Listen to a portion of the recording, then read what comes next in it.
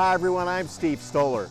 I'm at Rowlett Creek, where our environmental and sustainability team is tackling another issue from the storm that ravaged Plano after Memorial Day. Take a look at what they're calling Trash Island. It's blocking the creek at South Bob Woodruff Park. They discovered it while conducting a post-storm survey of the creek by kayak. When they went out to clean it all up, they found more fallen trees from the storm blocked the creek. While they couldn't get to Trash Island, the team of 6 people paddled their kayaks upstream, where they managed to pull out 14 bags of trash and 2 tires. Trash Island will be dealt with.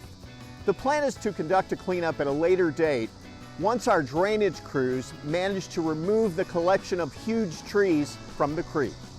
We'll see you soon for another Stoller on the Street.